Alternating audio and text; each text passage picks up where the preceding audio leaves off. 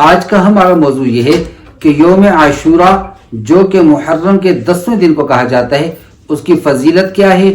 اور آپ صلی اللہ تعالی علیہ وسلم کا اس دن عمل مبارک کیا تھا۔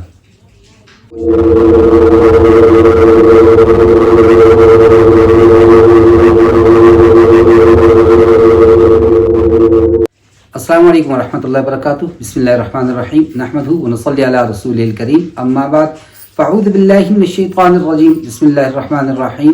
ان عدۃ الشہور عند اللہ 12 شہرا فی کتاب اللہ یوم خلق السماوات والارض منها 4 حرم، صدق اللہ العظیم۔ سرور کائنات نبی کریم صلی اللہ تعالی علیہ وسلم مدینہ منورہ تشریف لائے تو آپ نے دیکھا کہ وہاں یہودی لوگ 10 محرم کا روزہ رکھ رہے ہیں۔ تو آپ نے دیکھا کہ یہودی 10 محرم کا روزہ رکھتے ہیں۔ آپ صلی اللہ تعالی علیہ وسلم نے ان سے پوچھا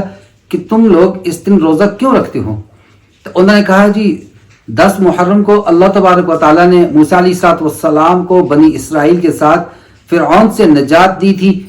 اور ہم اس دن کو یوم تشکر کے طور پہ مناتے ہیں، اور اس دن ہم روزہ رکھتے ہیں، جس پر رحمت للعالمین سرور کائنات نبی کریم صلی اللہ تعالی علیہ وسلم نے ارشاد فرمایا،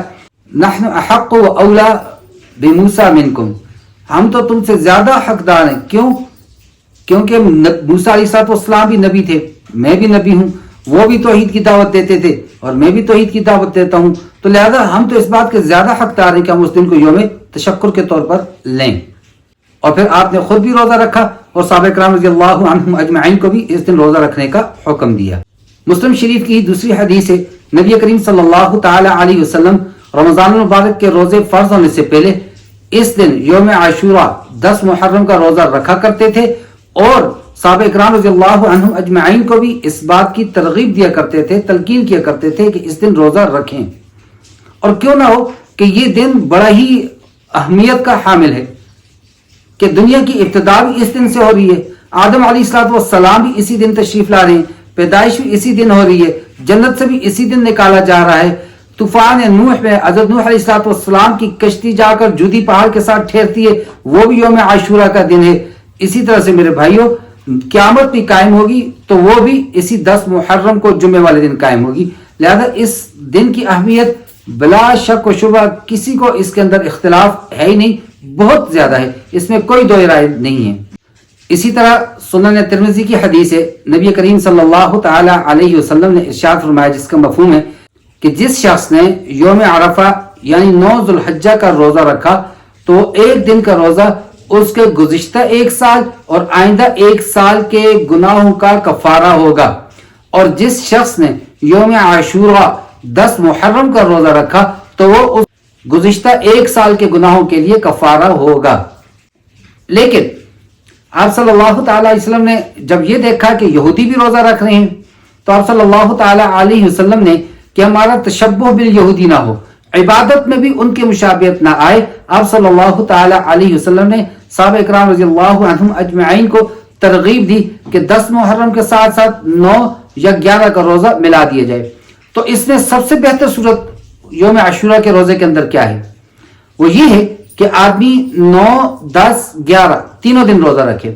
ہر مہینے میں 3 دن روزہ رکھنے والی فضیلت بھی حاصل ہو جائے گی اور سنت پر بھی عمل ہو جائے گا۔ تو جناب اس سے کم درجہ یہ ہے کہ آدمی 9 اور 10 یا 10 اور 11 محرم کا روزہ رکھے، اور آخری کم از کم درجہ یہ کہ اس 10 محرم والے دن تو روزہ ضرور رکھے۔ اور ہمارے ہاں اس کے الٹ ہو رہا ہے، اس دن سبیلیں لگائی جا رہی ہیں، اس دن جو ہے وہ نیازیں بانٹی جا رہی ہیں، اور اس دن کھانے کھلانے کے اہتمام کیے جا رہے ہیں۔ ایک ضعیف حدیث ہے لیکن معروف ہے کہ آپ صلی اللہ تعالی وسلم کے ارشاد مبارک کا مفہوم ہے، اس دن میں جس شخص نے یعنی یوم عاشورہ 10 محرم میں جس شخص نے گھر والوں پر خرچ کرنے میں وسعت کی، اللہ رب العزت اس کے رزق میں وسعت عطا فرمائیں گے۔ تو جناب وہ وسعت لازمی تو نہیں آپ نے دن بھی ان کو کچھ کھلانا پلانا ہے، وہ آپ افطاری کے وقت میں بھی کر سکتے ہیں۔ مثال کے طور پہ رمضان مبارک کے مہینے میں آپ افطاری میں جو چیزیں بنایا کرتے تھے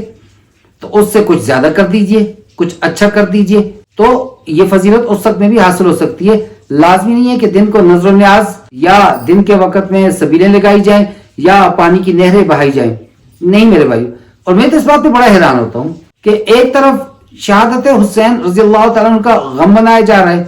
ان کو تو بھوکا اور پیاسا رکھا جا رہا ہے، محصور رکھا جا رہا ہے، اور دوسری طرف ہم پانی پہ پانی پیے جا رہے ہیں، پلائے جا رہے ہیں۔ اگر پلانے میں ہم کہیں کہ چلو ہم نفی کر رہے ہیں کوفہ والوں کی اور ان لوگوں کی جنہوں نے محصور کیا تھا، تو ہم پینے والے بھی تو سنت حسین سے دور جا رہے ہیں، وہ تو بھوکے پیاسے تھے۔ تو میرے بھائی،